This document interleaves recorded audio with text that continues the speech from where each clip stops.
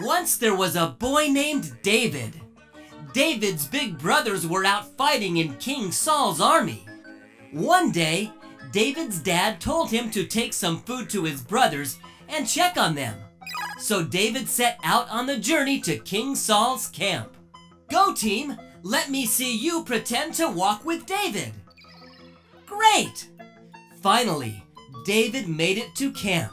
While he was there, he heard someone shouting from the other army. It was a giant named Goliath. No one in King Saul's army would fight Goliath because they were afraid. But David knew that God would help him. So he said, "I'll fight him. God will help me."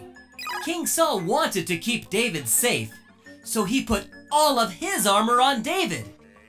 David told King Saul, "I can't go out there in all this armor."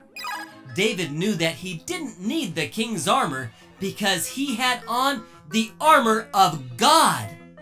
David had on his belt of truth, the armor of godliness, his good news boots, the shield of faith, his helmet of salvation, and the sword of the Spirit. When David suited up with all of these and remembered to pray, God filled him with power to win against evil. When David was ready to go, he picked up 5 rocks and his slingshot. He put a rock in his slingshot and began to swing it around and around. The rock flew through the air and hit Goliath in the head. Goliath fell to the ground with a great big thud.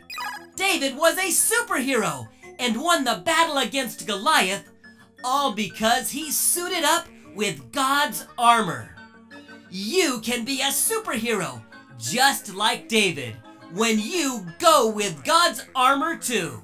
Let me hear you say this after me. Go! Go! With God's With God's